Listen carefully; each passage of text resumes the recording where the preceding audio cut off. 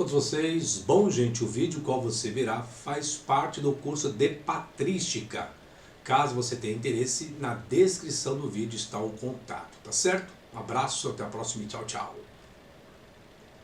Nós vemos Paulo escrevendo à igreja de Corinto, não só a igreja de Corinto, escrevendo a Timóteo, escrevendo a Tito, já naquele período, a respeito do pensamento que as pessoas tinham a respeito de Jesus. Ou seja, algumas pessoas não tinham a certeza, nem a evidência da ressurreição de Jesus. Não tinham. Isso eles não tinham. Isso se vê de uma forma clara. Paulo escrevendo na igreja de Corinto, capítulo 15, e Paulo falando acerca para Timóteo tomar cuidado com pessoas que ouviam falando certas outras coisas. Isso se vê também, não só em Paulo, mas na epístola de João, na primeira e segunda epístola, que João vai justamente falar sobre isso, que aquele que não confessa que Jesus veio em carne. Isso também se vê no Evangelho de João, capítulo 1. E o verbo se fez carne e habitou. Quando você pega esse raciocínio do verbo se fazer carne, no Evangelho de João, você pega na Epístola de João, você pega acerca de falatórios profanos, de fábulas que produzem a maior impiedade. Então você começa a entender que naquela época os debates a respeito de Jesus não ter existido era muito grande. De Jesus ter sido um fantasma, ou seja, que aparece na história com seus 30 anos. Esse é o debate que surgiu já no primeiro século. Esse debate foi longo. Esse debate foi até após o Concílio de Nicéia, depois do século III. Esse foi o debate. Então, os registros eles são escritos justamente por isso. Clemente, por causa da má organização dos seus líderes, do pensamento de cada um, da ideia de cada um, já existia interferência. Paulo teve isso com o problema na igreja de Corinto. Não só na igreja de Corinto, nas outras igrejas também. João teve problema em escrever na sua epístola, e já estava tendo debate com os valentianos e tantos outros. O Evangelho de João também, já no seu prólogo, já é colocado dessa forma. Então, porque se não entender a historicidade, o que ocorria naquele período do primeiro século, fica difícil de entender até o que está canonizado.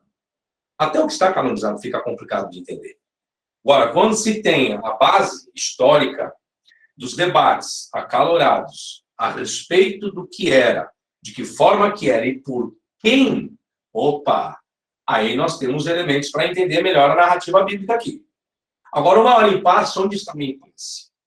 O impasse está com os debates já eram existentes acerca da pessoa de Jesus, como eu falei de Paulo. Paulo não teve contato com Jesus. Paulo não viu, é esse o maior problema que surge quando vai se falar de Paulo. Vou explicar algo aqui para os senhores. Paulo diz ter sido um fariseu aos pés de Gamaliel. Estudou aos pés de Gamaliel. Se Paulo estudou aos pés de Gamaliel, Paulo tinha um grande conhecimento das causas que aconteciam naquele período. Fora isso, Paulo, por ter estudado aos pés de Gamaliel, Paulo visitava o quê? Paulo visitava sinagoga, Paulo visitava o templo, Paulo poderia visitar também Sinédrio, Paulo poderia visitar também as escolas rabínicas. Paulo também tinha um conhecimento com outros estudiosos. E esses outros estudiosos do seu período são pessoas também, com certeza, visitaram escolas rabínicas, sinédrio, templo, sinagoga, e também tinham um grande conhecimento. Mas o que chama mais atenção na história de Paulo, se você pegar as suas cartas, é que nas suas cartas, Paulo não declara um profundo conhecimento de tudo do seu período a respeito de Jesus. Essa é a questão. Ou seja, se ele trafegava em Jerusalém, em momentos festivos, nas festas judaicas, no templo, sinagogas, sinédrio, escolas rabínicas, e com outros estudiosos. Exemplo, quer ver um? Vamos falar aqui, ó. Chefe de uma sinagoga, Jairo. Como que pode um ocorrido tão grande que aconteceu com a filha de Jairo, que era chefe de uma sinagoga, e Paulo não ter ouvido a respeito nada disso, sendo que Paulo era fariseu? Olha onde o professor está entrando. Então, é aí onde surge o problema na patrística. Porque quando você pega o cânon, que está canonizado, primeiros escritos de Paulo, foi o primeiro que escreveu algo, que aí você tem um suporte pelo pai Clemente. Opa, nós temos a existência de uma epístola. Tá, mas quando você pega as cartas de Paulo, onde está Jesus aí para Paulo? Da forma que está caracterizada nos 4 evangelhos. Não vemos a característica peculiar igual os evangelhos registram acerca da pessoa de Jesus. Beleza. Aí você não tem a mesma característica que os evangelhos possuem, acerca da pessoa, do ministério de Jesus.